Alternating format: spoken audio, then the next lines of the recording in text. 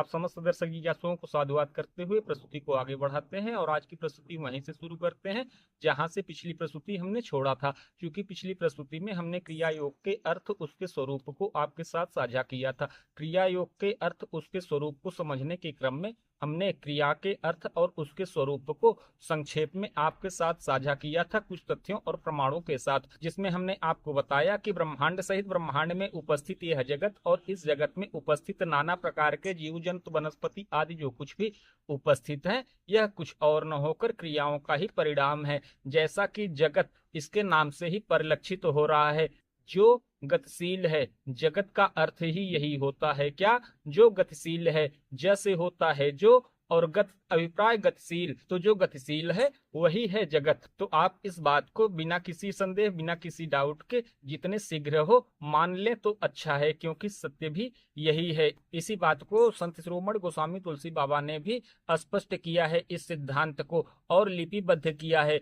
कर्म प्रधान विश्व करि राखा, जो जस करहि सो तस फल चाखा। अभिप्राय की यह समुचा जगत कुछ और न होकर क्रियाओं अथवा कर्म का परिणाम है। तो आपको बताते चलें कि आप देख रहे हैं तो देखना भी आपके द्वारा किया जाने वाला क्रिया है। यदि आप बात कर रहे हैं तो बात करना भी आपके द्वारा किया जाने वाला क्रिया है।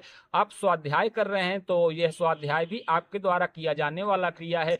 आप खेल रहे हैं तो यह खेलना भी आपके द्वारा किया जाने वाला क्रिया है। यदि आप पढ़ रहे हैं तो पढ़ना भी आपके द्वारा किया जाने वाला क्रिया है। और यदि आप कहें कि हम कुछ भी नहीं कर रहे हैं तो यह कुछ भी नहीं करना भी आपके द्वारा किया जाने वाला क्रिया है। क्योंकि क्रियाओं का दो मुख्य स्वरूप है और इन दो मुख्य स्वरूपों में क्रियाओं का भिन्न भिन्न स्वरूप स्वतः ही वर्गीकृत हो जाता है। तो इनके मुख्य दो स्वरूप को समझिए, एक सकारात्मक क्रिया, दूसरा नकारात्मक क्रिया। तो जब आप कहते हैं कि हम कुछ नहीं कर रहे हैं तो यह भी नकारात्मक क्रिया है। और जब आप बताते हैं कि हम चल रहे हैं, हम खेल रहे हैं, हम देख रहे हैं, हम बात कर रहे हैं, हम रुके हुए हैं, आदि आदि जो भी क्रियाएं हैं, यह सकारात्मक क्रिया। तो आशा करते हैं कि अब आप सकारात्मक और नकारात्मक दोनों प्रकार की क्रियाओं को भी संक्षेप में समझ गए होंगे। तो चलिए प्रस्तुति के मुख्य विषय पर आते हैं और जानते हैं कि योग क्या है। योग के अर्थ को यदि एक लाइन में कहना हो तो हम सिर्फ इतना ही कहेंगे कि प्राप्त से अप्राप्त की प्राप्ति करना ही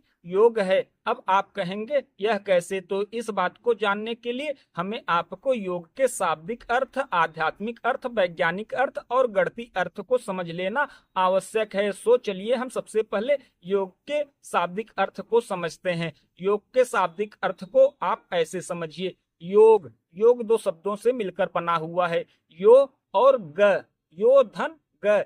यो का अर्थ होता है जो, ग का अर्थ है गतिशील। समुचे ब्रह्मांड में जो कुछ भी गतिशील है वह कुछ और न होकर योग का बल ही है। तो आशा करते हैं कि योग के शाब्दिक अर्थ को आप समझ गए होंगे। अब योग के व्यवहारिक अर्थ को समझते हैं। योग के व्यवहारिक अर्थ को आप ऐसे समझिए कि योग का व्यवहारिक अर्थ है मिलना और प्राप्त होना। अब आप कहेंगे कि यह मिलना और प्राप्त होना क्या है? मिलना अर्थात इसे आप ऐसे समझिए कि यह जगत, यह जीवन हमें प्राप्त है, किंतु यह जो जगत हमें प्राप्त है तो क्या इस जगत में जगदीश हमें प्राप्त है? आप कहेंगे कि नहीं, जगदीश अभिप्राय वह ब्रह्म, ब्रह्म की बात तो बड़े दूर की रही। इस शरीर में चेतना रूप निवास करने वाली आत्मा को भी हम जान समझ नहीं पाते, वहीं इस शरीर के अन्य स्वरूपों से भी वंचित रह जाते हैं, जिसकी चर्चा क्रिया योग के प्रथम भाग में हमने किया ही है। आप चाहें तो उस प्रस्तुति को भी देख लीजिएगा, जिसका लिंक हम डिस्क्रिप्शन बॉक्स में भी दे देंगे और इन स्क्रीन पर भी प्रस्तुति को आपके लिए साझा कर देंगे। तो आशा करते हैं कि आप हमारी बात संभवतः समझ रहे होंगे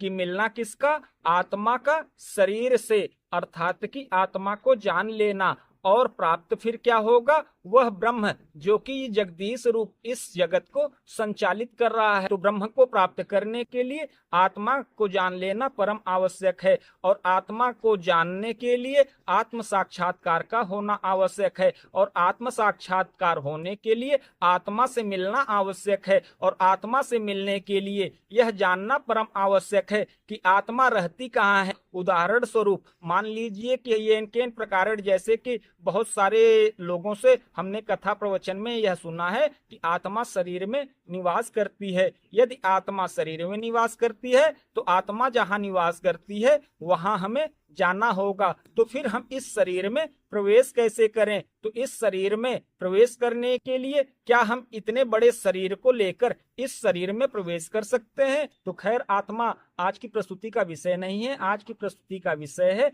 योग का अर्थ और उसका स्वरूप। सो आत्मा पर चर्चा हम किसी अन्य प्रस्तुति में विस्तार से कर लेंगे, यदि आपकी जिज्ञासा हुई तो चलिए वापस हम अपने मुख्य विषय पर आते हैं और अब योग के वैज्ञानिक अर्थ को समझते हैं। योग के वैज्ञानिक अर्थ को आप ऐसे समझिए, जैसे यदि हम आपसे पूछें कि जल का गुण सूत्र क्या है, तो आप कहेंगे कि H2O अर्थात हाइड्रोजन का 2 अणु और ऑक्सीजन का 1 अणु मिलाया जाए तो प्राप्त क्या होगा? पानी। तो यही आप ध्यान दीजिएगा कि हाइड्रोजन का 2 अणु और ऑक्सीजन का 1 अणु जब मिलता है तो एक नया स्वरूप प्राप्त होता है, जिसे हम आप कहते हैं जल अथवा पानी यानी वाटर। तो यह वाटर H2O यही है योग। तो आशा करते हैं कि आप योग के वैज्ञानिक अर्थ को भी समझ गए होंगे। तो चलिए अब योग के गणितीय अर्थ को भी जान लेते हैं। तो जैसे हम 2 और 2 मिलाते हैं, 2 और 2 को मिलाते ही आपको नया अंक यानी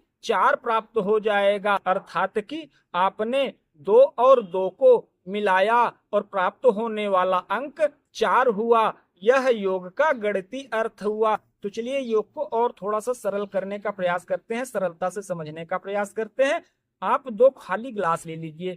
2 खाली गिलास लेने के बाद एक गिलास में आधा पानी भर दीजिए, दूसरे गिलास में आधा दूध भर दीजिए। अब आधा भरे हुए दूध को आधे भरे हुए पानी में आप डाल दीजिए। यदि आप आधा दूध और आधा पानी को मिक्स होते हुए देख रहे हैं तो आप कहेंगे कि यह पानी में दूध मिलाया गया। अब उसी भरे हुए गिलास को आप किसी तीसरे के पास ले जाइए जो इस पानी और दूध को मिलते न देखा हो। उससे पूछिए कि यह क्या है, तो वो कहेगा यह दूध है। तो यह दूध तो आपको दिख रहा है, किंतु पानी अब नहीं दिख रहा है, पानी छुप गया।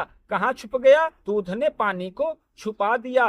दूध का स्वरूप तो दिख रहा है, किंतु पानी का स्वरूप गायब हो गया, छुप गया।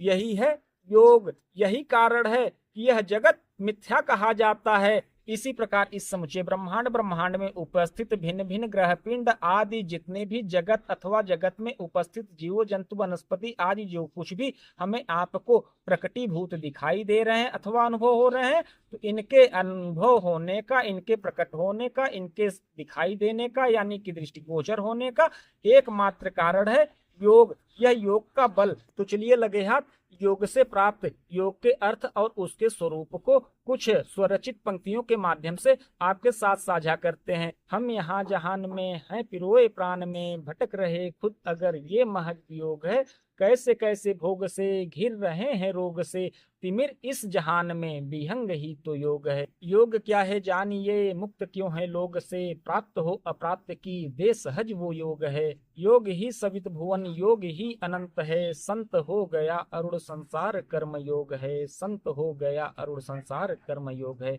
जिस प्रकार इस जगत में हम माया के परवश होके भिन्न भिन्न क्रियाकलापों को करते और भ्रम में रहते पूरा जीवन गुजार देते हैं, पूरा टाइम वेस्ट कर देते हैं, उसी प्रकार योग माया समुचे ब्रह्मांड में जितने भी जगत आदि हैं, यहाँ तक कि यह जो माया आदि हैं उनको भी प्रकट करती है। आप एक बात तो अवश्य सुन रखे होंगे कि यह जगत मिथ्या है। जगत को मिथ्या सिर्फ इसीलिए बताया गया, यह जगत नाशवान है। यह जगत नाशवान क्यों है? क्योंकि यह समुचा जगत अविद्या से उत्पन्न हुआ है। वहीं जो अविद्या से उत्पन्न है उसे नष्ट ही होना है। तो अब आप यही सोच रहे होंगे कि यह जगत और जगत में उपस्थित यदि सभी चीजें अविद्या से उत्पन्न हुई है जिसका कि नाश हो जाना है, तो जिसका नाश नहीं होगा वह क्या है? वह है विद्या।